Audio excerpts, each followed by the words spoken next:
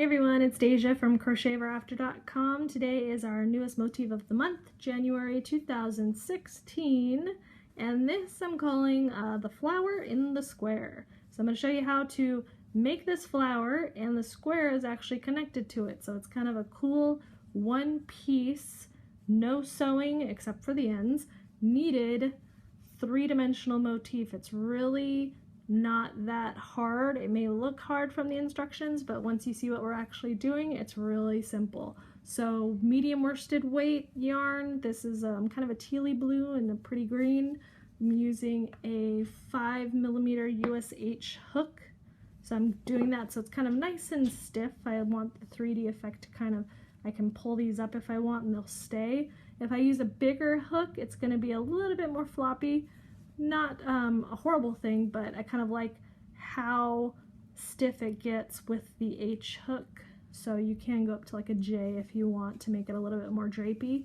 But the pattern is below. Go ahead and download it and we'll get started right now. Alright, to get started on our flower, what we're going to do is do a magic adjustable loop. So the easiest way to do that is to hold your yarn in both hands with the tail on the bottom and the working yarn, the yarn that's attached to the ball, on the top, and I just hold them both. I take the loop hand and twist it down, then I just kind of hold on to that spot where it crosses in the middle. Then I'm going to reach my hook through, pull up a loop, and I'm going to slip stitch. So I'm going to yarn over and I'm going to pull through, and I'm just going to tighten that down. And what that does is it holds my magic adjustable loop for me so that I don't have to keep on holding onto it to make sure it doesn't fall apart. So now what we're going to do is we're going to single crochet 8 times into this loop. So I'm not going to do a chain one, I'm just going to go ahead and start single crocheting because I have that slip knot. So I'm going to insert my hook right through the center of the ring, yarn over, pull up a loop, yarn over again, pull through both loops on the hook. So there's my first single crochet. The first one will be a little bit squished down because we don't do the chain one, but it'll make kind of a neater center to our motif. So we're going to do 8 of these through the center, around, pull through both. If you're not sure how to count these from looking at the front of them, remember, turn them sideways because they get all squished together, so even I would have difficulty counting these. So I just turn them sideways and I count my V's. You know, the tops of the stitches look like the letter V, and I can count each of those to see that I have 4 so far. So I'm going to do 4 more. Get my tail out of here again. If your loop is a little too large for you, it's hard to hold on to, you can just pull on the tail to close it down a little bit. We have 6, 7, and 8. So now I want to close up my ring. So this is going to create a nice tight center with no visible hole. So I'm going to hold on to this last stitch I made, grab my tail, and pull it tight, and it's going to close up and create a circle. Now I want to join my round with a slip stitch, and if it pops open, don't worry, you can close it again when you weave it in, because it's probably going to open up a little bit as we work. Just don't worry about it. Once you go to weave it in, pull it tight again and then weave it in, and it will stay shut. If you're not sure where to insert your hook to create a slip stitch, because we want to insert our hook under the first single crochet we made, remember, you can count backwards. You can count those V's and get all the way to 8 and find that very first V that you made and just insert your hook under both of the loops, yarn over, pull through the loop on your hook. So now I have my first round complete. Okay, so for round 2, you're going to see some brackets, and it tells you to chain 3, skip next stitch, SC in next stitch, and do that 4 times. So what we're going to be doing is kind of creating like little loops. So we're going to yarn over and chain 3. So 1, 2, 3. Just make them all the same size. Keep them the size of your shaft. So when you make those, you yarn over, pull through, and then push to your shaft so they are the same size every time. Then it says to skip the next stitch. Oops. There we go. So this is coming out of the stitch that we slip stitch. So we're going to skip this next one and we're going to single crochet or SC into the one after. So I insert under both loops, yarn over, pull up a loop, and pull through both. Again, I'm going to chain 3, 1, 2, 3. I can look for my V's to see where my next stitch is. I'm going to go to the next one. I'm skipping this one, go to the next one. Single crochet, again, 3, skip, use. That's my third one. I have one more. It doesn't look like much, but once we do our next round, you'll see what happens here to kind of create the 3D effect. Here's the very last stitch of the round. So I'm single crocheting. I'm going to join because we're going to start our next round right into what we're doing. Alright, for round 3, we'll just start with the very first instruction, which is a chain 1, and then you're going to see a bunch of punctuation. We have brackets and parentheses. So what you're doing is with brackets, you always do what's inside of the brackets as many times as it tells you after the brackets. So you'll see it says 4 times, so we're doing what's inside the brackets 4 times. Then we have parentheses. So we see SC, chain 3, DC 4 times, chain 3, SC, all in next chain 3 space. So that means that everything that we're doing inside the parentheses is happening in this chain 3 space. So we're going to single crochet, so I'm inserting my hook under the whole chain 3, doing a single crochet, then I'm chaining 3, and this kind of get me up kind of to the height that I want. Then I'm going to double crochet 4 times, so I yarn over, insert into that chain 3 again, yarn over, pull through the first 2, yarn over, pull through the second 2, do that 3 more times, all in that chain 3 spot. It's going to get real crowded, just keep pulling them over. So you can see I can just pull them right around my chain so I can make more room. Then I'm going to chain 3 again, so we're bringing it back down, and then we're doing a single crochet, so it's kind of like a mirror image. And then we don't do anything in between, we just go straight to our next chain 3 space, so just pull on it to find it, and start doing the same thing. Single crochet, chain 3, 4 double crochets, another chain 3, and a single crochet. So you're going to do that around the entire round, and then we'll come up and meet at the end. Okay, I'm just making my last single crochet. Oops. And then I'm going to join this time with a slip stitch in the first single crochet I made. So you can see over here is our chain 3, and that's where we made that single crochet. So we're going to insert our hook under those loops, pull through, pull through. Alright, and so now we have our first round of kind of petals. Kind of looks like a cross, but we're going to make it even more 3D. But first we need kind of a setup. So what we're doing for this next round is creating a spot to put the next set of petals. So what we need to do first is chain 5. So 1, 2, 3, 4, 5. This is a real easy round, it's just you have to know where to put your hook. So now it says keep chains to back of petal. So this is our petal, we're keeping our chains to the back of them. And then it says to slip stitch between the next 2 single crochets. So if we go along, remember we did a single crochet at the end of this chain 3 space and a single crochet at the beginning of the next chain 3 space. So you can kind of pull apart, you can see here's one, here's one.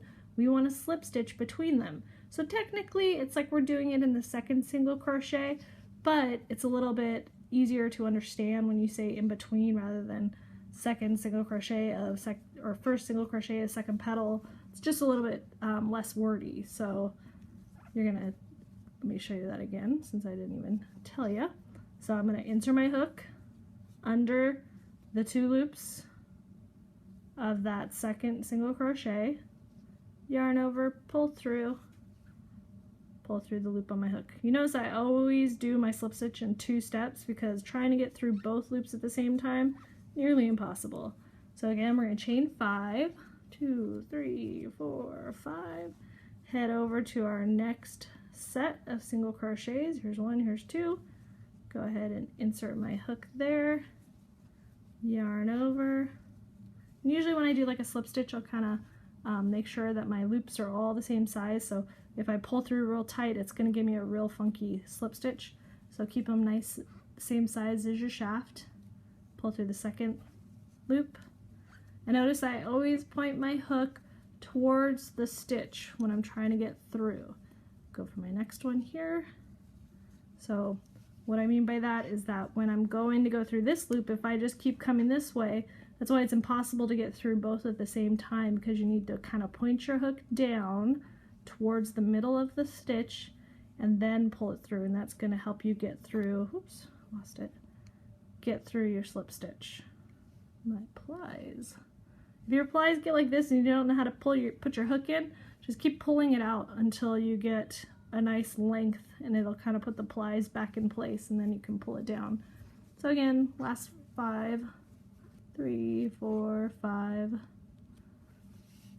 and then notice there's no join because we're just going right back to where we began and slip stitching. So here's where we began our chain right here. So we're going to go right into that same stitch and slip stitch.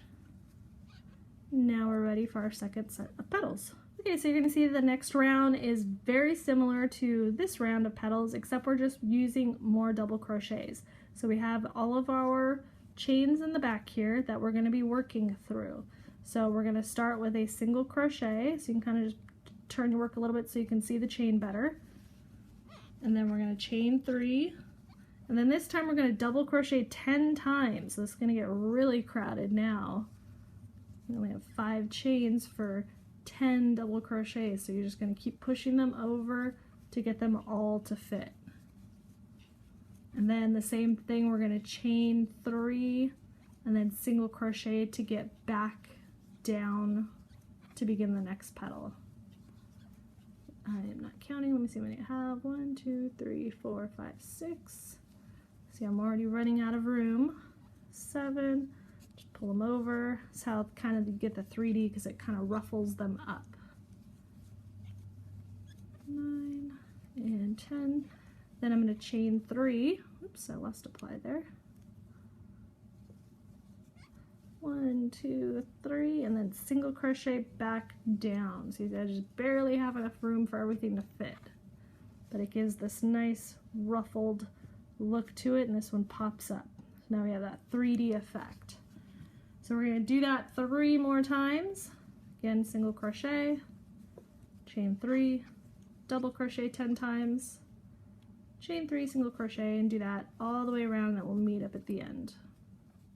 Last single crochet of the round, and then I'm going to join with a slip stitch in the first single crochet that I did. So if you just look for your chain, the chain 5 you did, and you'll see that single crochet popping out. Slip stitch, and then we're going to do one more setup round with the chains to the back, and this is what we're going to connect our square with. So we're going to do it in the blue because it's just easier to do. So we're going to chain 6 instead of chain 5, so 3, 4, 5, 6, and this time again we go to the back and we're going to go on the second single crochet, or in between both single crochets, and do the same thing, just slip stitch and then do another 6 and slip stitch all the way around. So we'll meet up at the end when we finish those. Okay, I'm at the last one, just joining up again right where I began. It's tight. There we go. Then we're going to fasten this off so we can join in our new color. So of course you can make this all in one color. Oops, I split my plies. I keep splitting these. You can do it in one color if you want, so you would not fasten off here, and then instead of the standing stitch that you see for the next round instructions, you would start with a chain 3, but if you want to change color, you're going to fasten off here. So I do a chain and I pull it tight, make it nice and long.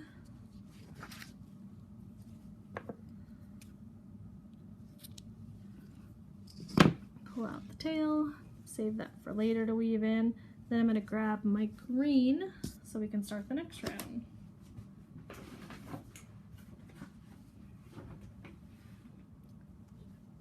Alright, so what we're going to do is start with a standing stitch. So I have my tail, I'm just going to put a slip knot. So kind of like a magic loop, I turn down, I reach through, but this time I pull the loop closed. And then you pull on your, oops, lost it. Pull on the yarn attached to your ball to close it down. And we're going to start with a standing double crochet, which means we're just going to start crocheting instead of joining with slip stitches and chaining. This is going to make a nice beginning to our round. So find any chain 6 space, pick any of them that you like, so I'll just go with this one here, and begin your double crochet. So you're going to yarn over with your working yarn. You're going to insert your hook, make sure you're inserting it from this way down and around and not upside down, otherwise you'll be backwards. So make sure your flower is facing you, point it down, reach through, pull up your loop. Oops, hold onto your tail so you don't lose all of your loops like I am. So keep a grasp on your tail, yarn over, pull through the first 2. Kind of got to let your tail go a little bit to get through those first 2 loops. Then yarn over and pull through the second 2. So that creates our very first double crochet. We have no chains, none of those ugly chains that we have to look at most of the time. And then we're going to do the rest of our chain 6 stuff here. So we're going to double crochet 3 more times in here. We're going to chain 3 and then we're going to double crochet 4 times, all in this. So that chain 3 is going to give us our corner. So we're going to yarn over, do 3 more, 2, 3, then we chain 3. It's going to make our turn. It's not going to be real visible just yet until we get going. I'm going to do 4 more double crochets.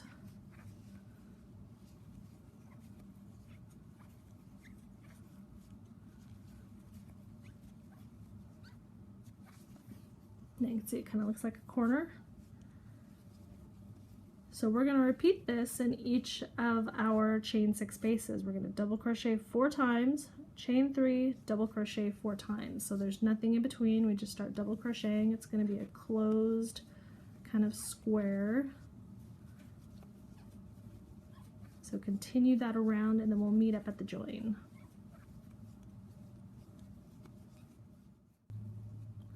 Okay, I'm on my last double crochet of the round, and then we're going to join up with a slip stitch in the top of our very first double crochet. So we just insert our hook under, yarn over, pull through the loop on your hook. Then we have our very first square. It's kind of hidden by most of the flower, but the next round's going to really create the square.